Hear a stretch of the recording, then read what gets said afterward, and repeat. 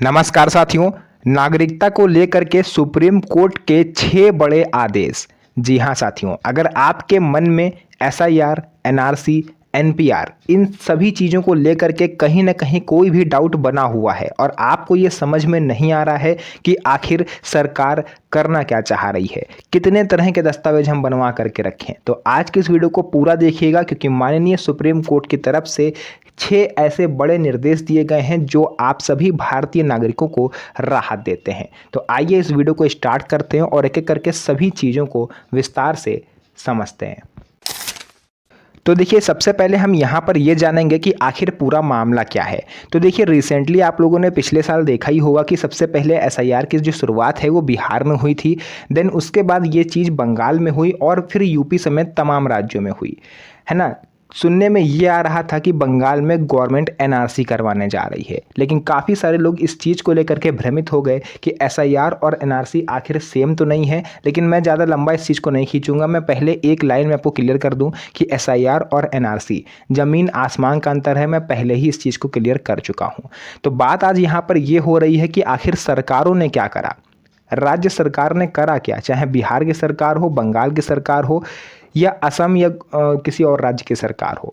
सरकारों ने क्या करा कि एसआईआर के दौरान कुछ नागरिकों को विदेशी घोषित कर दिया गया और ये चीज़ सबसे ज़्यादा देखने को मिली है बंगाल में और असम में। बिना किसी पुख्ता जांच के, सिर्फ दस्तावेज ना दिखा पाने पर तमाम ऐसे नागरिक थे जिन्हें विदेशी घोषित कर दिया गया। उनसे कह दिया गया कि आप घुसपैठिए हो, इस देश को इतने दिन के भीतर छोड़ दो। ये तमाम रिपोर्ट्स ने ऐसा दावा किया है कि ये चीज़ें कई नागरिकों के साथ हुई हैं। फिर वो नागरिक जो भारत देश में पिछले कई दशकों से रह रहे थे, सिर्फ अपना दस्तावेज ना दिखा पाने की वजह से विदेशी घोषित हो गए। इसके बाद उन्होंने शरण ली हाई कोर्ट की। हाई कोर्ट में वो जाते हैं, ये कोई एक राज्य की बात नहीं है, तमाम ऐसे राज्य हैं। हाई कोर्ट में वो जाते हैं तो हाई कोर्ट में भी उनको राहत नहीं मिलती है। देन उसके बाद उन्होंने सुप्रीम कोर्ट का रुख किया और सुप्रीम कोर्ट ने इस प्रक्रिया पर 6 बड़े निर्देश दिए हैं जो एक एक करके मैं आपको बताने जा रहा हूँ। देखिए, बिंदु नंबर 1 यानी पॉइंट नंबर 1, सुप्रीम कोर्ट ने पहली बात तो राज्य सरकारों को कड़ी फटकार लगाई, चाहे असम की सरकार हो, बंगाल की सरकार हो।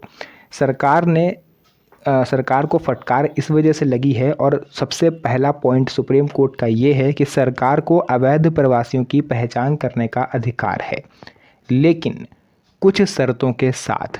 यानी सरकार किसी भी व्यक्ति को घुसपैठिया या विदेशी नागरिक नहीं बोल सकती है, कुछ शर्तें होती हैं। सुप्रीम कोर्ट ने स्पष्ट किया है कि भारत सरकार और राज्य सरकारों को कानून के अनुसार अवैध प्रवासियों की पहचान करने और आवश्यक कार्रवाई करने का पूरा अधिकार है, लेकिन यह अधिकार मनमाने तरीके से नहीं बल्कि पूरी कानूनी प्रक्रिया का इस्तेमाल करते हुए होने चाहिए।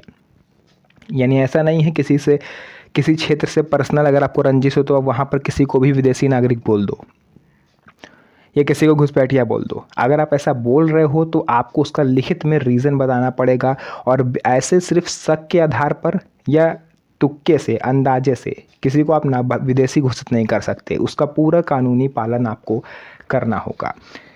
पॉइंट नंबर 2, यानी सुप्रीम कोर्ट ने 6 पॉइंट दिए हैं। पॉइंट नंबर 2, कानून के अनुसार पूरी प्रक्रिया अपनाना है। सुप्रीम कोर्ट ने कहा है कि नागरिकता से जुड़े मामलों में हर कदम कानून के अनुसार होना चाहिए। दस्तावेजों की जांच हो, सबूतों का परीक्षण हो, सुनवाई का अवसर और सभी कानूनी प्रक्रियाओं का पालन आवश्यक है। पॉइंट नंबर 3, मैंने यहाँ पर आपको 2 पॉइंट बताए। पॉइंट नंबर 3 है, जांच पूरी तरह से निष्पक्ष और पारदर्शी होनी चाहिए। सिर्फ किसी दस्तावेज में त्रुटि होने, रिकॉर्ड में अंतर मिलने के आधार पर किसी व्यक्ति को तुरंत विदेशी नहीं माना जाता। यदि व्यक्ति के पास अन्य आवश्यक सहायक दस्तावेज मौजूद हैं तो सभी रिकॉर्डों की निष्पक्ष और पारदर्शी तरीके से जाँच होनी चाहिए। ये जो पॉइंट नंबर 3 है, ये उन सभी लोगों को राहत देता है जिनके पास किसी भी तरह के दस्तावेज नहीं है या दस्तावेजों में कोई त्रुटि है, क्योंकि सुप्रीम कोर्ट ने ये चीज़ पहले ही कही हुई है कि आपको अपने सभी दस्तावेजों में जानकारी एक समान रखनी है। चाहे आधार कार्ड हो, वोटर आईडी कार्ड हो, पैन कार्ड हो, बर्थ सर्टिफिकेट हो, 10th क्लास की मार्कशीट हो, डीएल हो, कोई भी सरकारी पहचान पत्र है तो उन सभी में नाम की स्पेलिंग, माता पिता के नाम की spelling, date of birth, address, ये सभी बिल्कुल एक समान होने चाहिए। अगर किसी भी दस्तावेज में कोई भी जानकारी अलग है तो आप पर शक किया जा सकता है घुसपैठिया होने का। और वही हुआ नागरिकों के साथ। तो सुप्रीम कोर्ट ने ये चीज़ क्लियर कही है कि अगर किसी के दस्तावेजों में त्रुटि है, रिकॉर्ड मैच नहीं हो रहा है, तो उसको दूसरा मौका मिलना चाहिए सहायक दस्तावेज प्रस्तुत करने का या अपने पक्ष में सफाई देने का। ऐसा नहीं है कि उसके दस्तावेज में कोई गलती है तो आप उसे विदेशी बोल दो, ये नहीं। पॉइंट नंबर 4, निर्णय का स्पष्ट कारण बताया जाए। यदि किसी व्यक्ति को भारतीय नागरिक माना जाता है या विदेशी घोषित किया जाता है तो उसके पीछे स्पष्ट और लिखित कारण अब देना होगा। ऐसे काम नहीं चलेगा भाई साहब कि आपने मुंह से बोल दिया कि ये विदेशी हैं, ये घुसपैठिए हैं, इनको शेल्टर होम में डालो, उसके बाद इन्हें विदेश भेज दो। और इस चीज़ को लेकर के जो हमारे मुस्लिम भाई बहन हैं, सबसे ज़्यादा उन लोगों में डर था कि सरकार बिना किसी जांच के, बिना किसी सबूत के हमें घुसपैठिया बता करके विदेश भेज रही है, बांग्लादेश, अफगानिस्तान, पाकिस्तान डिपोर्ट कर रही है। तो ये न्यूज़ और सुप्रीम कोर्ट के इस फैसले ने मुस्लिम क्या, हिंदू, क्रिश्चियन हो, कोई भी जाति के लोग हों, किसी भी धर्म के लोग हों, सभी को राहत दी है और सभी को एक मौका दिया है दोबारा से दस्तावेज संशोधित कराने का। पॉइंट नंबर 5 हो चुका है। देश निकाले जैसी कार्रवाई अत्यंत सावधानी से हो, यानी सुप्रीम कोर्ट ने माना है कि यदि किसी व्यक्ति को आप विदेशी घोषित कर रहे हो तो उसके बाद की कार्रवाई बहुत गंभीर और परेशानदायक हो सकती है। ऐसी स्थिति में प्रशासन को पूरी कानूनी प्रक्रिया, निष्पक्ष सुनवाई और प्राकृतिक न्याय के सिद्धांतों का पालन करना होगा, क्योंकि इसका असर व्यक्ति और उसके पूरे परिवार पर तो पड़ेगा ही पड़ेगा, साथ ही साथ समाज पर भी इसका गलत असर जाएगा। मान लीजिए शक के आधार पर आपने किसी व्यक्ति को विदेशी घोषित कर दिया, ठीक, और आप उसे वापस उस जहाँ भी आपको लग रहा है कि वहाँ का नागरिक था, आप उसे वापस भेज रहे हो, तो उसका परिवार भी इफेक्ट होगा। हो सकता है परिवार में वो अकेला कमाने वाला हो तो उसका परिवार भी उसके दायरे में आएगा। समाज में भी एक डर बनेगा कि यार ये व्यक्ति तो पिछले काफ़ी सालों से यहाँ पर रह रहा है, ये कैसे विदेशी नागरिक घोषित हो गया। ठीक, अब आप तो जानते हो लोगों का काम है कहना, लोग आपस में बात करेंगे कि यार दस्तावेज नहीं दिखा पाया, इस वजह से उसे विदेश भेजा जा रहा है। तो लोगों के अंदर कहीं ना कहीं ये डर बैठ जाएगा कि यार अगर हम दस्तावेज नहीं दिखा पाए तो कल को यही चीज़ मेरे साथ हो सकती है। तो इसलिए राज्य सरकारों को ये निर्देश दिया है सुप्रीम कोर्ट ने कि डिपोर्टेशन जैसी कार्रवाई, यानी देश निकाला जैसी कार्रवाई अगर संभव है तो टाल दी जाए, लेकिन 1% अगर ज़रूरी है तो उसे बहुत ही संवेदनशीलता के साथ किया जाए।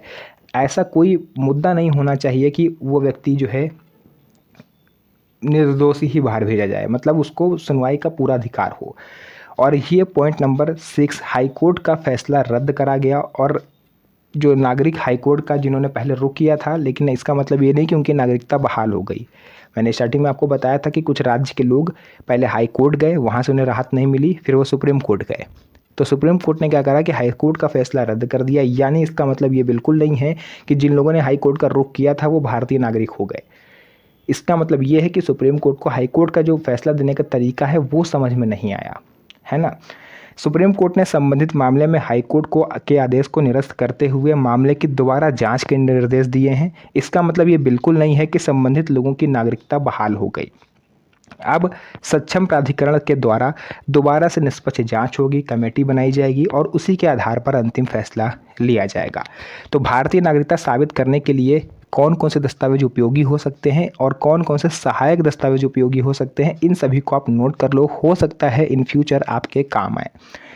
जन्म प्रमाण पत्र, 10th क्लास की मार्कशीट, पासपोर्ट, निवास प्रमाण पत्र, ये आपकी नागरिकता के पुख्ता प्रमाण हैं।